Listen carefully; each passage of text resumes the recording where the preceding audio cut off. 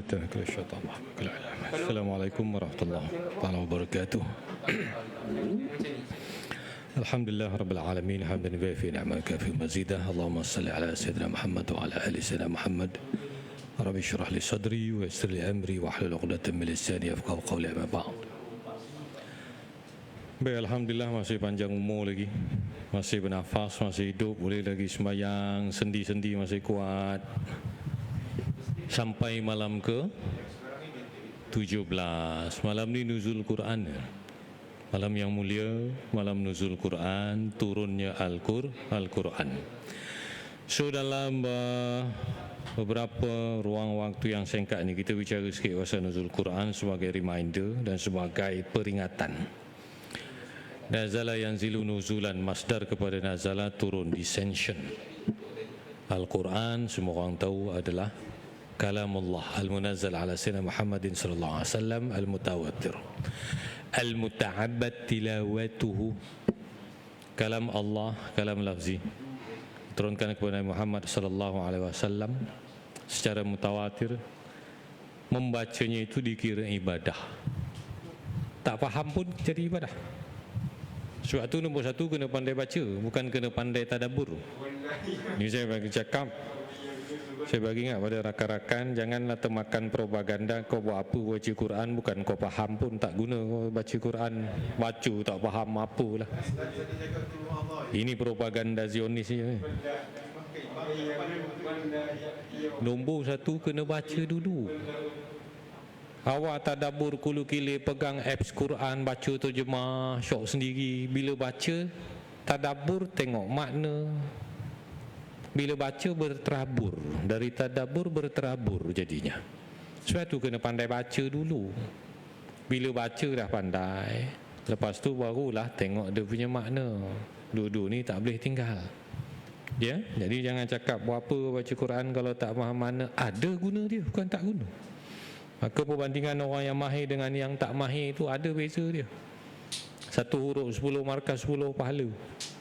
Orang yang merangkak-rangkak dia dapat 2 pahala. Satu sebab dia merangkak-rangkak, dia berusaha merangkak-rangkak, susah payah. There is an effort, and Allah has rewarded his effort. Usaha dia tu dibagi reward, dibagi pahala. Dan satu lagi dia baca. Baik, nuzul Quran 17 Ramadan malam ini, hadza aqwal ara' indal jumhur. Ini adalah pandangan yang paling kuat 17 Ramadan malam ni. Habis tu yang kata inna anzalnahu fi lailatul qadar, bahawa kami turunkan ia Al-Quran pada malam Lailatul Qadar, tu macam mana pula? There seems to be a conflict between 17 Ramadan, baina malam ini dan juga antara Lailatul Qadar. Sedangkan Nabi kata Lailatul Qadar tu adalah 10 malam terakhir. Ini baru 17. Jadi yang sebenarnya macam ni, turun Quran ni ada 3 peringkat. Satu, dia turun sekaligus ke Lauh Mahfuz. Lauh ni tablet. Ini satu alam atas, makhluk Allah. Di situ tercatat segala qada qadar kita. Usaha nak jadi apa, duduk mana. Okey, dia dah tulis dah. Raya ni tak ada bantuan raya, dah tulis dah tu semua tu. Okey. Kemudian mati bila. Okey. Sakit ke sihat, semua dah ada dah. Habis tu macam mana nak tahu kita okey ke tak okey, mana kita tahu? Sebab tu kita banyak berdoa, la yuradul qada illa bidu'a. Jadi turun di Lauh Mahfuz, habis sekali. Sedang cerita tu lah, turun situ. Peringkat kedua, ani baru cerita pada malam Lailatul Qadar, surah Inna anzalnahu fi lailatul qadar tu, daripada Al-Quranul Majid fi lauhim mahfuz tu yang tadi. Dari Lauh Mahfuz tu dia sekali lamsam turun ke langit dunia yang disebut Baitul Izzah. Daripada Lauh Mahfuz tu pada langit dunia tu jadi pada malam Lailatul Qadar.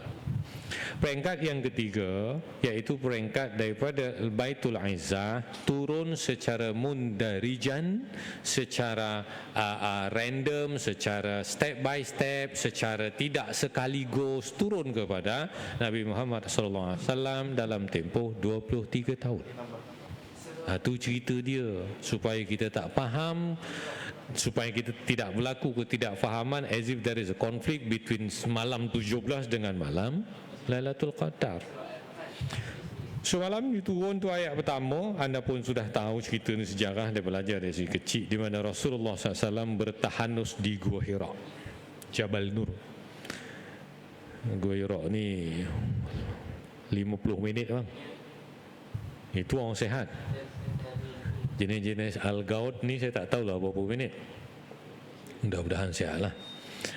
Naik turun tu Sayyidina Khadijah, Sayyidatina Khadijah bagi makan, supply makan kepada Nabi.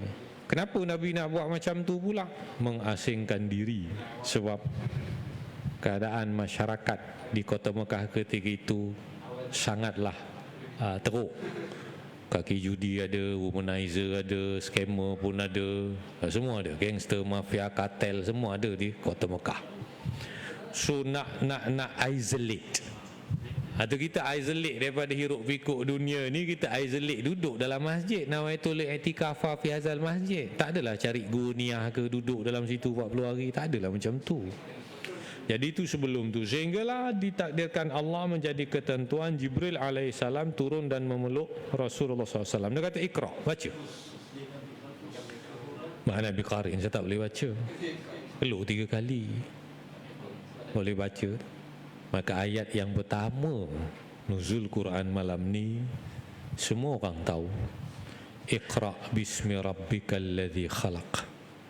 Bacalah dengan nama Tuhanmu yang menciptakan. Tu cerita dia. Okey. Iqra bismi rabbikal ladzi khalaq, khalaqal insana min 'alaq, iqra wa rabbukal akram.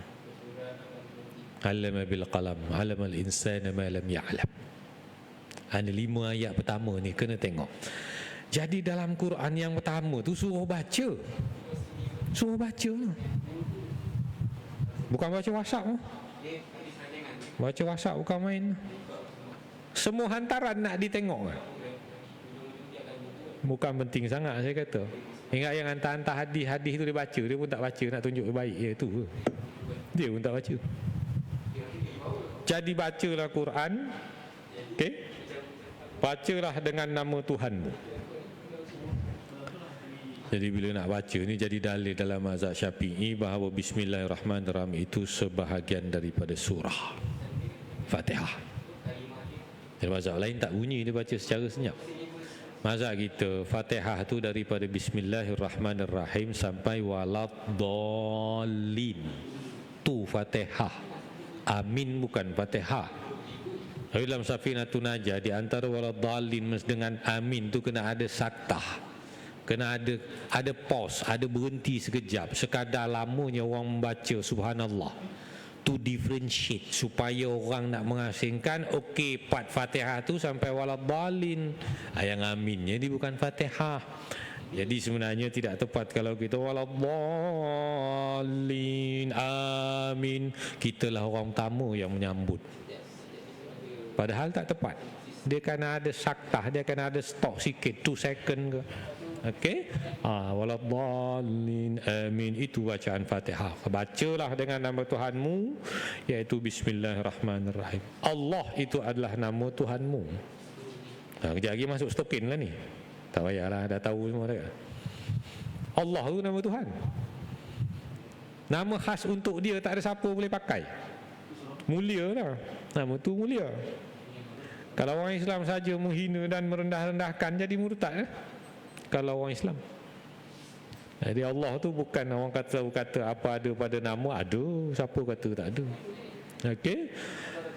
Dan setiap perkara pun kul amrin ribalin ma lam yabda bismillahirrahmanirrahim fa huwa aqta wa huwa abtar. Semua perkara urusan kita tak baca bismillah ni, maka dia akan terputus. Apa kau bondonya terputus, tak ada barakah. Jadi makan bismillahirrahmanirrahim, nak drive bismillahirrahmanirrahim, nak punch card bismillahirrahmanirrahim. Kalau tolong punch cardkan orang bismillah tak? Bismillah jugalah. Okey. Kalau nak sahur bismillah, nak buka bismillah dan seumpamanya. Jadi bismillahirrahmanirrahim ni penting. Kata Syekh Nawawi Banten dalam Kasyifatus Saja ada satu faedah, membaca bismillahirrahmanirrahim 21 kali sebelum tidur. Mudah-mudahan dengan keberkatannya itu akan terselamatlah harta benda. Bismillahirrahmanirrahim 21 times sebelum tidur. bukan dalam tidur. Sebelum tidur tu diamalkan begitu. Itu petua dari ulama. Ada satu konsep nama dia mujarrabat. Konsep yang diamalkan beberapa amalan oleh ulama yang terbukti keberkesanannya, dan itu sebab kita baca kitab-kitab lama, kitab kuning, dia akan ada faedah ilmu-ilmu sebegini. Okey. Jadi 23 tu kenapa pula secara bertahap, dimulai dengan Iqra.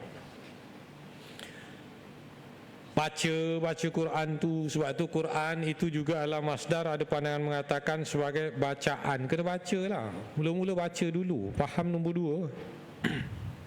Ni faham saja baca tunggang langgang, habis masalah. Especially Fatihah. Tak betul lah Fatihah, habislah solat kita. Okey. Jadi 23 tahun itu turun kepada Rasulullah SAW yang kita juga sebut sebagai wahyu. Ini hanya berlaku pada Nabi, pada Rasul, pada Nabi. Wahyu ni nak kata beginilah, suatu ilham yang dicampakkan oleh Allah Subhanahu Wa Taala kepada Rasul, kepada Nabi Muhammad SAW, khufiyatun sari'ah.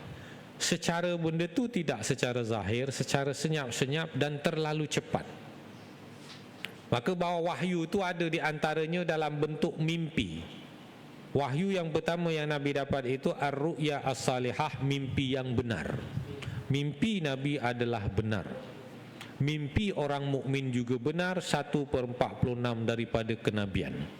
So jangan pelekeh ada orang-orang soleh, orang-orang alim yang bermimpi. There is possibility bahawa mimpinya itu benar berdasarkan hadis Bukhari itu tadi. Akhir-akhir zaman ini akan lebih kerap orang-orang saleh bermimpi yang benar.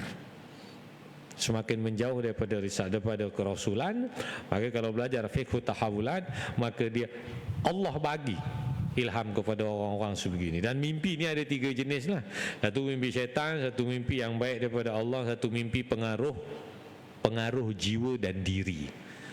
Mimpi azan baiklah tu daripada Allah. Mimpi pergi masjid baguslah tu.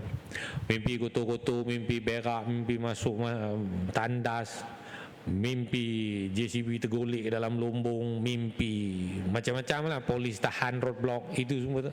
Jenis yang sedih-sedih ni dari syaitan. Jadi apa nak berlaku? Pindah tempat tidur atau baca auzubillahi minasyaitanirrajim, ludah ke kiri, bukan ludah besar, dia just hembus gitulah. Dia ada konsep-konsep gitu ya. Baik. Dan mimpi seterusnya mimpi pengaruh diri. Anda terlalu memikirkan apa? Itulah nanti menjelma dalam mimpi. So 3 jenis mimpi ini Anda kena tahu dari mana satu yang baik, buruk dan sengaja permainan syaitan. Okey. Jadi yang kedua, wahyu itu ilham. Wahyu boleh disampaikan direct kepada Rasul biduna wasitah, tanpa perantaraan. Ini berlaku kes kepada Nabi Musa alaihissalam. Kita bicara soal Quran. Quran itu kalamullah. Titah perbicaraan perkataan Allah Subhanahu wa taala. Jadi ada wahyu yang sampai, cara Quran diturunkan ini, wahyu yang sampai ini tanpa perantaraan. In certain cases ada perantaraan Jibril alaihi salam. Apa yang berlaku dengan Nabi Musa alaihi salam ketika dia bermunajat di Gunung Tursina di Mesir sana 40 hari. Sebelumnya dia berpuasa 10 hari dalam surah Al-A'raf. Jadi bila dia kat situ itu, maka dia berbicara, wa kalamallahu taklima, wa kalamallahu Musa taklima. Allah sememangnya sungguh sebenar-benar berbicara dengan Nabi Musa alaihissalam. So jangan diingat bahawa berbicaraan itu Nabi Musa sini dan Allah kat depan atau sebagainya. Sebab Allah tidak mengambil tempat, Allah tidak sama dengan apa pun. Allah tidak boleh berciri dengan ciri makhluk. When you occupy spaces and places, itu adalah ciri makhluk. So anda tidak boleh mencirikan Allah dengan ciri makhluk. So bagaimana? Maka ulama-ulama mutakallimin, ulama-ulama akidah, dia memperhalkan hal ini ketika di situ Nabi Musa alaihi salam tersingkaplah hijab sehingga dia boleh mendengar kalam Allah. Tu cara nak fahamnya. Okey.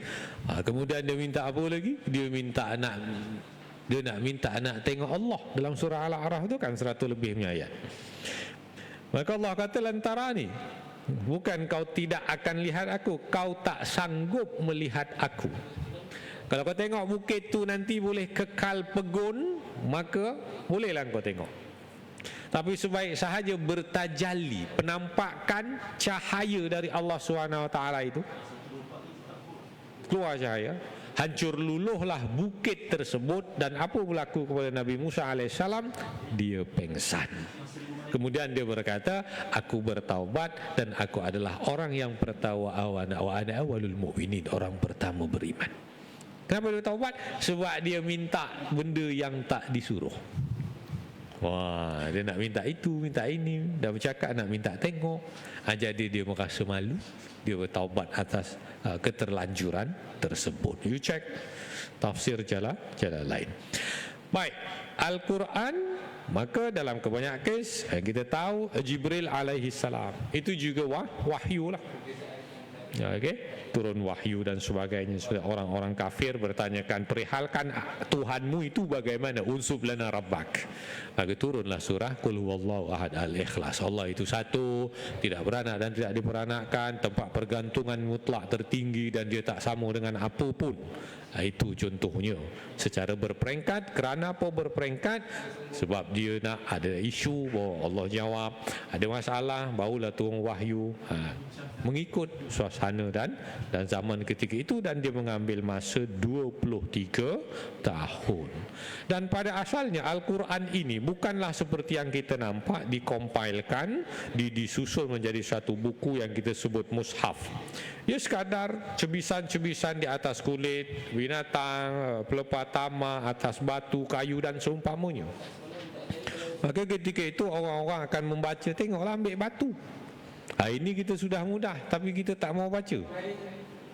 Dalam kata Imam Nawawi dalam kitab At-Tibyan, membaca Al-Quran dengan melihat kepada mushaf itu lebih diutamakan kerana melihatnya sendiri adalah ibadah. Berbanding orang yang baca tak tengok, walaupun dia hafal. Okey, jadi mushaf Al-Quran itu sesuatu yang kalam Allah itu bukan makhluk, dan dia adalah suci. Sebab itu la yamassu ilal mutahharun, orang yang berhadas kecil dan besar tak boleh pegang.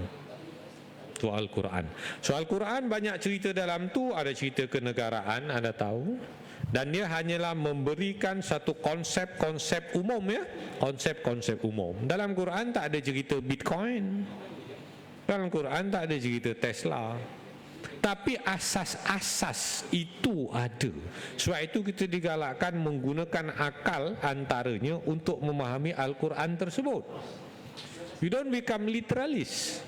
Dia jadi masalah. Akal ni diciptakan untuk menakul apa yang dititahkan oleh Allah Subhanahu wa taala. Itu Al-Quran Al-Karim. Jadi suatu masa, bahkan di sini suatu ketika Al-Quran, orang-orang yang hafal Al-Quran itu telah syahid dalam perang Yamamah. Ini bermaksud membawa bahaya yang besar. Bila orang ramai Quran, orang yang banyak hafal Quran dah mati, dah wafat, dah syahid macam tu, so ada kemungkinan nanti orang tak hafal Quran lagi. Sebab bangsa Arab kebanyakannya buta huruf, tapi mempunyai daya ingatan yang kuat. Dan Al-Quran mula-mula zaman Nabi tak ada titik, tak ada baris. Itu zaman Abu Aswad Ad-Du'ali baru bubuh baris. Sebab itu kita tak kata apa yang Nabi tak buat tu bukanlah bid'ah, semestinya bid'ah. Sebab zaman Nabi Quran pun tak ada titik, tak ada harakat. Lepas tu baru mereka bubuh baris, bubuh titik. Dia buat apa yang Nabi tak buat, seperti sekarang. Sebab itu kita tidak berdalilkan Nabi tak buat Nabi tak buat bid'ah, masuk neraka bla bla bla. No. Kalau sunnah wal jamaah yang tidak ada dalil, maka itu dikira sebagai barulah bid'ah. Tak ada sangkut langsung dalil mana, tak ada. Nak kena faham benda tu. Okay, saya ambil contoh. Sebab itu Imam Syafi'i membahagian kepada bid'ah yang baik dan bid'ah yang buruk. Kan dah kata kullu tu every, tiap-tiap, mana ada baik buruk. Dah kata tiap-tiap yang bid'ah tu buruk, buruklah semuanya. Itu cara kamu mentafsir. Dalam bahasa Arab kullu itu tidak semesti maksudnya tiap-tiap. Pergi cek bahasa Arab dalam belajar balaghah. Mana mari ada benda baik yang Nabi tak buat tapi baik boleh dilakukan? Mana dalil? Hadis Bukhari. Mari dengar kejap. Bila orang-orang ni wafat, Al-Qura dalam perang Yamamah, orang hafal Quran ni berpuluh ribu dah mati, maka kita merasa gusar, apakah nanti kesudahan Al-Quran ni nanti? Orang yang menghafal dah tak ada dah. Okey. Singkat cerita beginilah, Sayyidina Umar pergi jumpa pada Sayyidina Abu Bakar. Dia kata, inni ara an ta'mura bi jam'il Quran. Saya cadangkan kepada kamu wahai Sayyidina Abu Bakar, tolonglah kumpulkan Al-Quran ni. Pergi kumpul. Qultu li Umar, Abu Bakar kata kepada Umar, kaifa taf'alu syai'an lam yaf'alhu Rasulullah sallallahu alaihi wasallam.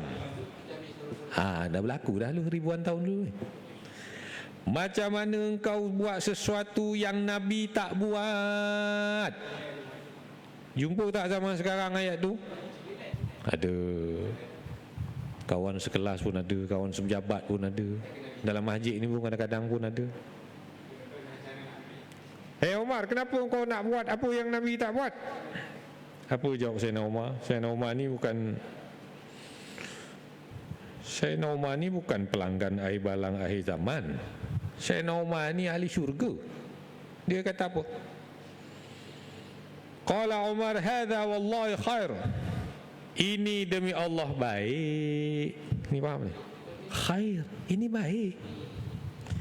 Jadi falam yazal Umar yuraji'uni hatta syarah Allah sadri lidzalik. Kontekstual terjemahan, akhirnya Abu Bakar pun setujulah. Allah lapangkan hati dia, dia accept cadangan daripada Sayyidina Umar.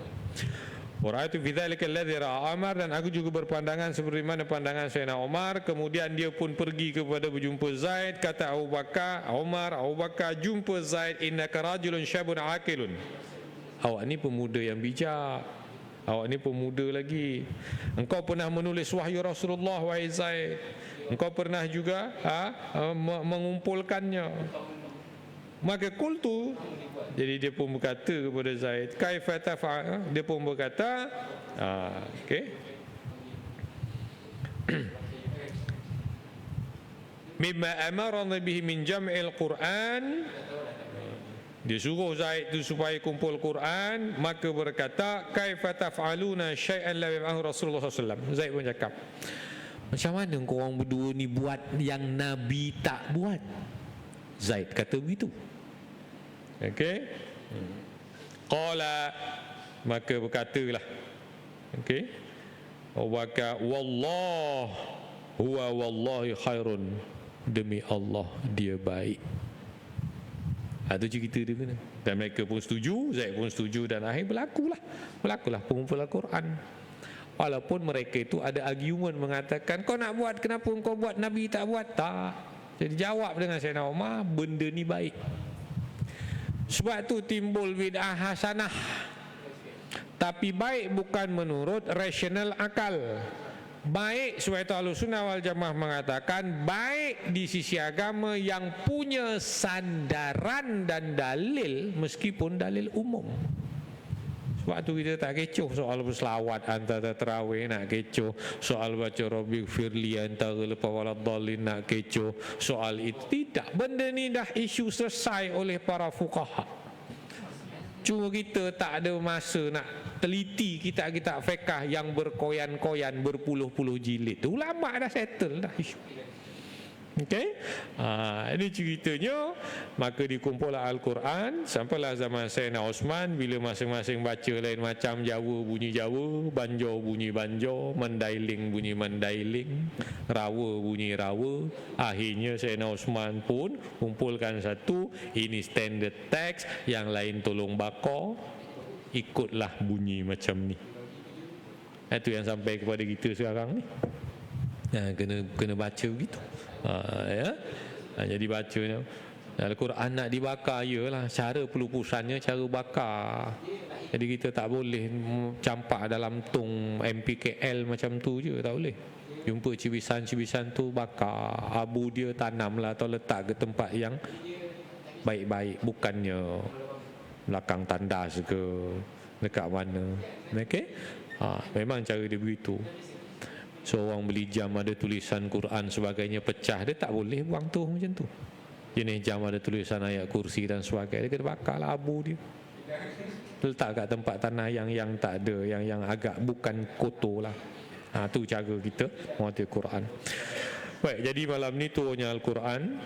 Iqra', bacalah Al-Quran syafi'an, dia akan menjadi penolong kita nanti di hari akhirat, ya. Tolong biasakanlah benda ni, kena paksa mula-mula dan biasakan. Satu juzuk cuma berapa line? 10 line, 20 muka surat.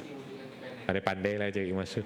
Kalau sampai sekarang ni kita tak boleh baca Quran lagi, janganlah malu. Pergilah personal, cari guru-guru yang boleh baca Quran, yang ajar kita Quran sebelum terlewat. Kena baca. Nanti akhir zaman Quran ni terangkat. Quran dah terangkat, hilang habis. Tahun 83 dulu berlaku. Cek arkib utusan Malaysia ada berlaku dulu. Itu nanti bila dah hilang, orang pun akan sedih dan sebagainya, tak maulah begitu. Jadi memperingati nuzul Quran, selain mengamalkan apa yang dalam kandungannya, anda tidak boleh direct mengamalkan sebab kita belum cukup ilmu aksesori nak menggali memahami Al-Quran tu. Kalau setakat bahasa Arab, bang, Allah, ramai yang tahu bahasa Arab sini. Dia bukan cuma tahu bahasa Arab saja, dari sudut pandang kesastraannya, dari sudut balaghahnya, dari sudut itu ini, bau cungkil satu hukum. So the way you translate the Quran directly and you take the ruling directly from Quran is not correct. So kita tahu pada adik-adik lah, tu bukan cara dia.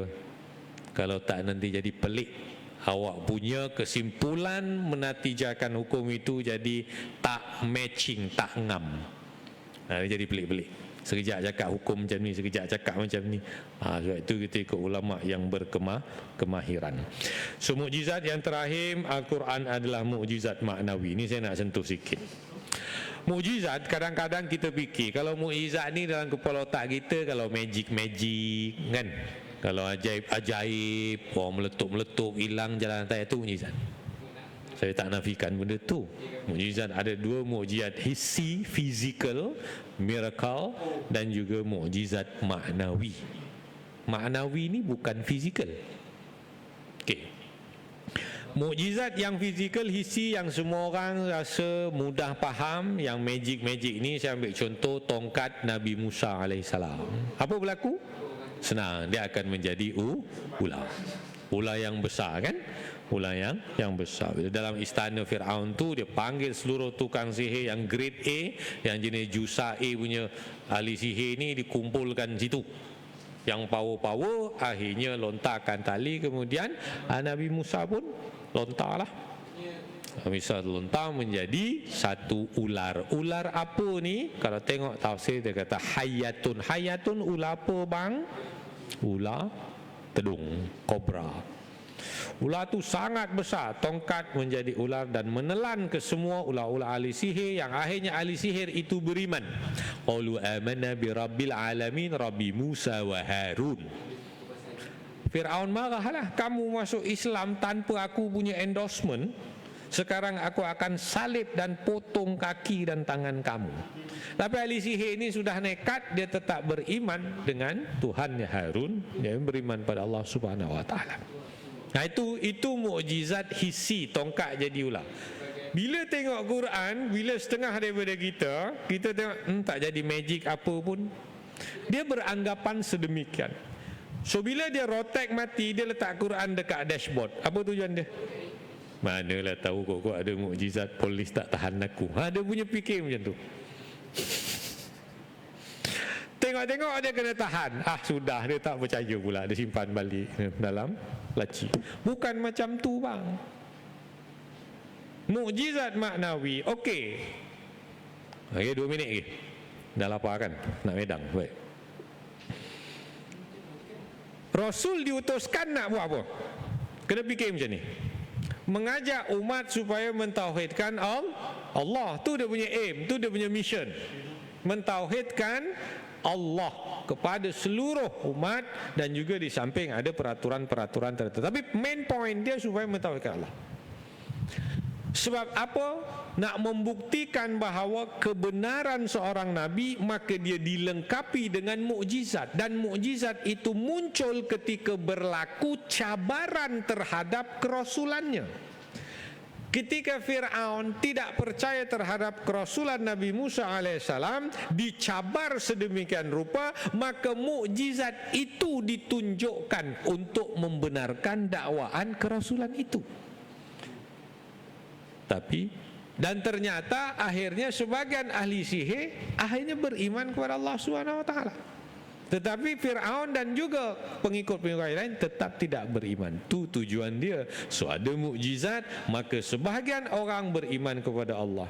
Maka Al-Quran dia punya magic bukan dari sudut itu, sudut maknawi, dari sudut akal. Di situ punya hujah-hujah, sehingga kan orang yang membaca Al-Quran berfikir akhirnya menerima Islam. Tu sama. Tujuannya adalah mengakui ketuhanan Allah. Satu dengan cara magic secara fizikal, satu secara maknawi di dalam Al-Quran.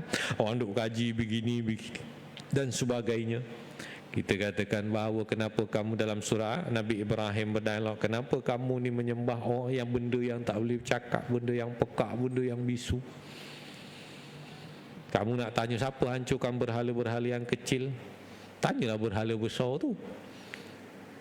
Sekerana Nabi Ibrahim nak ngajak berfikir, kenapa kita sembah sesuatu yang tidak memberi manfaat. Dan itu akhirnya orang akan berfikir sehingga mentauhidkan Allah. Itu tujuan dia. Al-Quran di sudut akal, di sudut ilmunya, di sudut penghujahannya. Ketika Fir'aun mengatakan ana rabbukumul a'la, dia tanya Nabi Musa, apa Rabbul Alamin, apa Tuhan sekalian alam? Maka Nabi Musa kata, Rabbu, Tuhan kamu dan Tuhan bapa-bapa kamu. Nampak tak macam hujah? Ini sebenarnya hujah. Ketika Fir'aun mengaku dirinya Tuhan, dia telah disindir, dia telah dilemahkan dengan hujah mengatakan bahawa Tuhan aku, kata Musa alaihissalam, adalah Tuhan bapa-bapa kamu juga. Berarti kamu belum lahir. Jika belum lahir, yang mengakui ketuhanan kamu hanyalah orang yang lahir sesudahmu. Maka yang bapa kamu dulu-dulu yang kamu belum lahir pun tidak mengaku kamu sebagai bapa, kerana dia wujud dulu sebelum kamu, wahai Fir'aun. Itu cara nak fikirnya begitu. Jadi mukjizat Al-Quran itu perlu dikaji dan perlu difahami, barulah orang mendapat kebenaran. Itu yang dimaksudkan mukjizat maknawi. Okeylah ya. Dah macam dengar berhenti je tu. Okey, terima kasih. Assalamualaikum warahmatullahi. Jangan lupa baca Quran walaupun sedikit. Okey. Terima kasih.